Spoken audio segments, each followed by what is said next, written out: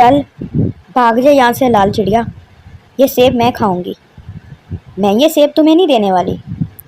चलो भागो यहाँ से, वरना मेरे हाथों मार भी खाओगी। लेकिन नाटी कवि, ये सेब तो मैं लाई हूँ। मैं ये सेब तुम्हें क्यों दे दूँ? ये सेब मेरा है और मैं ही इसे खाऊंगी। मैं ये सेब नहीं दूंगी। पता है ना मेरे 5 भाई हैं। मैंने उन पांचों को बुला लिया ना, तो मार मार के तुम्हारा कीमा कर देंगे। फिर देखना तुम्हारा क्या हाल होता है। चलो भागो यहाँ से, ये सेब मुझे देकर जाओ। नहीं, मैं ये सेब बिल्कुल नहीं दूंगी। मैं इतनी मुश्किल से लेकर आई हूँ, साथ वाले जंगल से लाई हूँ। इतनी दूर उड़ के गई मैं इस सेब के लिए, और अब मैं ये सेब तुम्हें दे दूँ? मैं बिल्कुल नहीं दूंगी। तुम जाओ यहाँ से। नाटी कवि एक मगरूर कवि थी। उसको अपने 5 भाइयों का बहुत ज्यादा घमंड था। वो हर एक परिंदे से झगड़ा मोल लेती, खुद ही वो इनसे लड़ती और फिर अपने 5 भाइयों को शिकायत लगाकर उनकी पिटाई लगवा देती। हर एक को वो अपने 5 भाइयों की ही धमकी देती थी। लाल चिड़िया ने वो सेब उठाया और वहां से चली गई। नाटी कौवी पीछे बैठी रह गई। उसको बहुत ज्यादा गुस्सा आया कि इस छोटी सी चिड़िया की इतनी जुर्रत, जिसने उसको सेब नहीं दिया और यहाँ से सेब लेकर चली गई। वो वहां से उड़ी और सीधी अपने भाइयों के पास गई।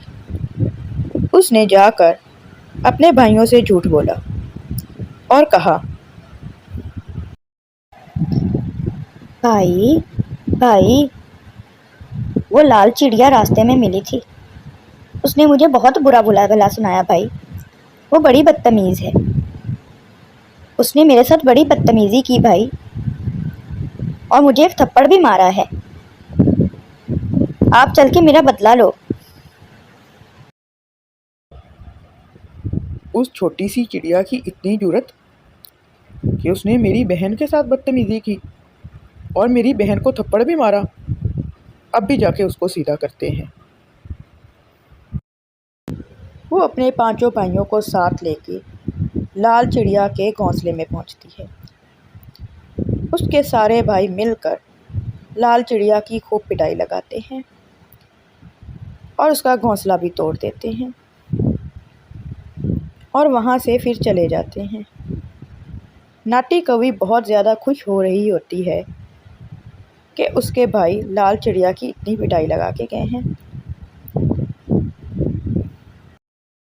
सोना चिड़िया उसे वहाँ देखती है तो उसको अपने घर लेकर चली जाती है। उससे कहती है, लाल चिड़िया, क्या तुम्हें पता था कि ये नाटी कवि इतनी ज़्यादा मगरूर है और उसके अपने भाइयों का इतना ज़्यादा घमंड है, तो तुमने उसके साथ झगड़ा मोल लिया ही क्यों? तुम्हें पता तो था कि उसके भाई कितने खतरनाक हैं। तुम्हें उसके साथ झगड़ा मोल लेने की ज़रूरत ही नहीं थी। सोना बहन, वो सेब मैं इतने दूर से अपने लिए लेकर आई थी। वो रास्ते में मुझसे वो सेब छीनना चाहती थी, तो मैंने उसको सेब नहीं दिया। इसलिए उसने ये सब कुछ किया है।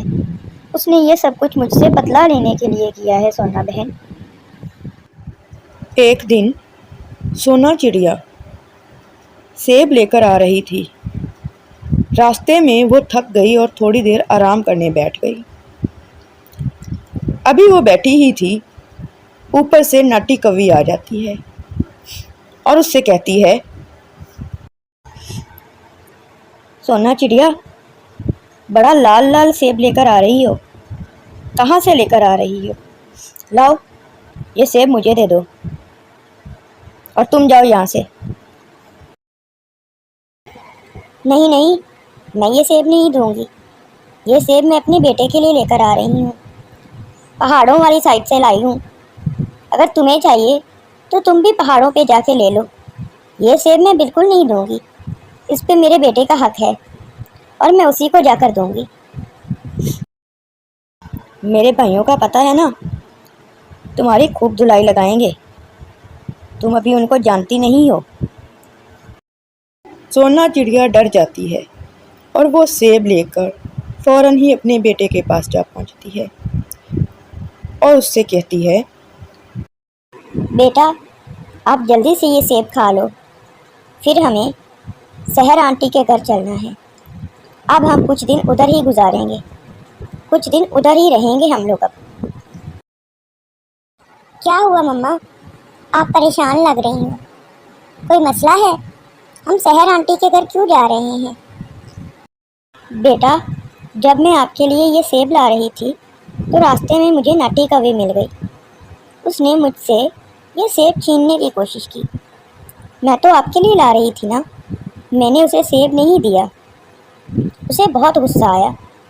अब वो अपने भाइयों को लेकर इधर आती ही होगी। इससे पहले कि वो यहाँ आए, हम लोग यहाँ से चले जाते हैं। कुछ दिन वहाँ छुप कर रहेंगे और कुछ दिनों तक उसका गुस्सा ठंडा हो जाएगा। फिर हम लोग वापस आ जाएंगे बेटा। ठीक है मम्मा। वो लोग वहाँ से शहर चिड़िया के घर के लिए चले गए। वो दोनों वहाँ से उड़े और शहर चिड़िया के घर पहुँच गए। दूसरी तरफ नाटी कौवी ने अपने भाइयों को जाकर फिर से शिकायत लगाई और फिर से झूठ बोला। उसने कहा,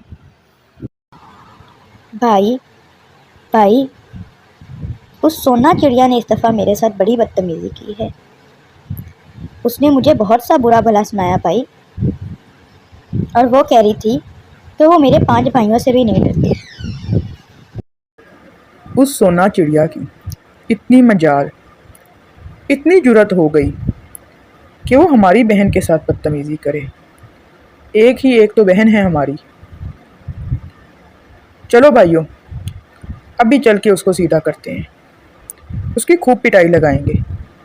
फिर देखते हैं कि वो हमारी बहन के साथ कैसे बदतमीजी करती है, उसकी इतनी मजाल कैसे होती है। चलो। दूसरी तरफ सोना चिड़िया शहर चिड़िया के घर पहुंची और उसको जाकर सारा मामला बताया और उसी के घर में रहने लगी। वो बेचारी बहुत ज़्यादा डरती थी कि कहीं नाटी कवि और उसके भाई ना आ जाएं और उसको और उसके बेटे को कोई नुकसान ना पहुंचा दें।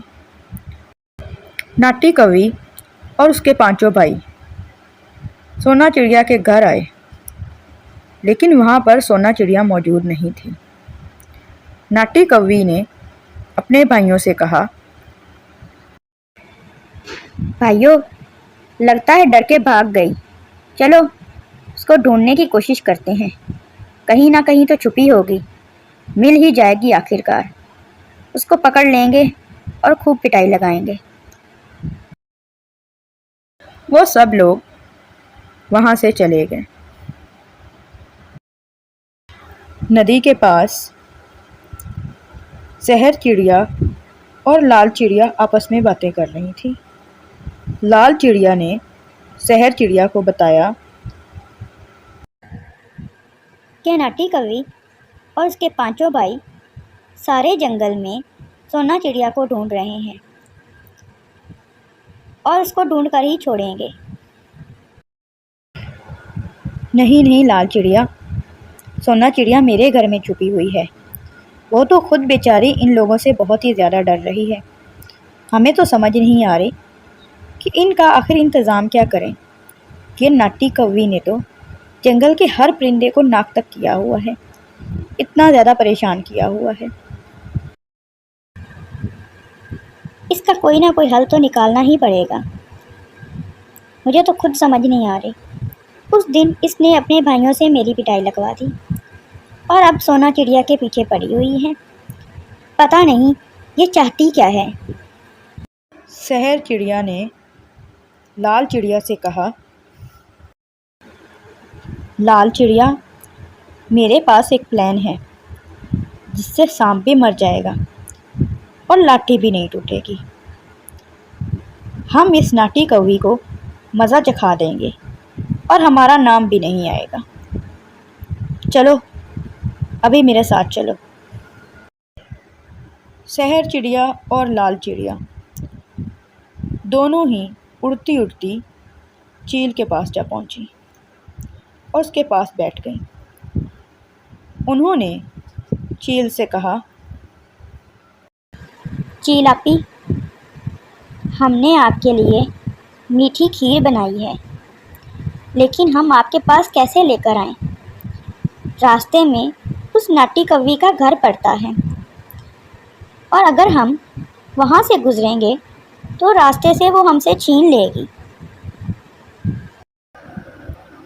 खीर खीर तो मुझे बहुत पसंद है, मुझे बहुत अच्छी लगती है।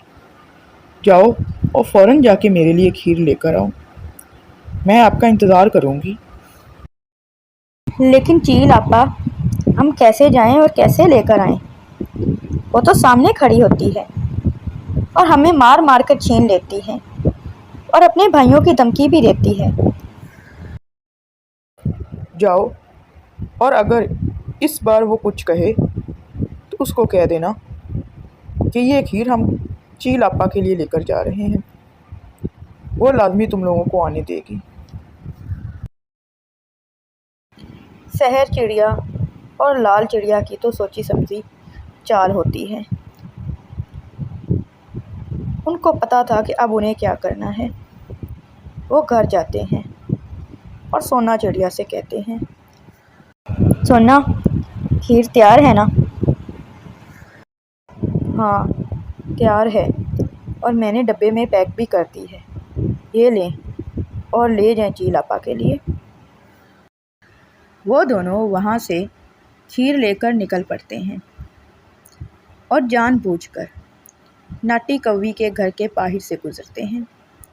नाटी कौवी उनको खीर ले जाते देख लेती है और उनको वहीं पे रोक लेती है और उनसे वो खीर ले लेती है। वो कहते हैं, नाटी कौवी, ये खीर हमें वापस दे दो। ये खीर हम चील आपा के लिए लेकर जा रहे हैं, ये उनके लिए है, हमारी नहीं है। ये हमें वापस दे दो। ये खीर तो मैं ही खाऊंगी, और मेरे भाइयों का पता है ना तुम लोगों को, चील के साथ भी निपट ही लेंगे। मेरे भाई किसी से नहीं डरते, ना वो तुम लोगों से डरते हैं और ना चील से डरते हैं। जाओ, भाग जाओ यहाँ से।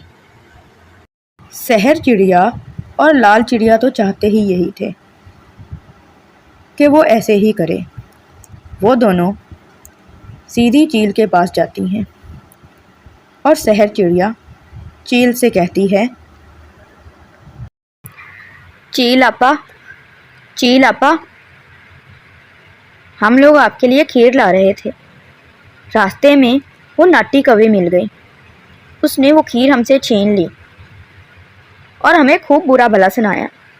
हमें कहती है कि वो चील से नहीं डरती और उसके भाई भी नहीं डरते चील से।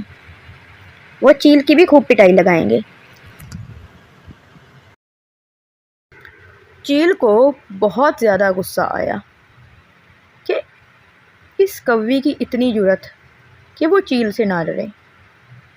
वो उनके साथ सीधी कौवी के पास पहुंची। अभी कौवी खीर खा रही थी। उसने कौवी से कहा, कौवी, तुम्हारी इतनी जुर्रत, तुम मुझसे नहीं डरती। मैं अभी तुम्हें सीधा करती हूँ। चील, तुम मेरे भाइयों को जानती हो ना, वो तुम्हारे साथ वो करेंगे तुम सोच भी नहीं सकती। वो चील वील से नहीं डरते, वो तुम्हें भी खूब पिटाई लगाएंगे। वो तुम्हारी भी खूब पिटाई लगाएंगे और तुम्हें भी सीधा कर देंगे। मेरे भाइयों का अभी तुम्हें पता नहीं है। बस फिर क्या था। चील को खूब गुस्सा आया। उसने डंडा उठाया और धड़ाधड़ नाटी कवि को मारना शुरू कर दिया। उसने नाटी कवि की खूब पिटाई लगाई। नाटी कवि बेहोश हो गई। नाटी कवि को उसके घमंड और गरूर का सिला मिला और चील ने उसको खूब मारा।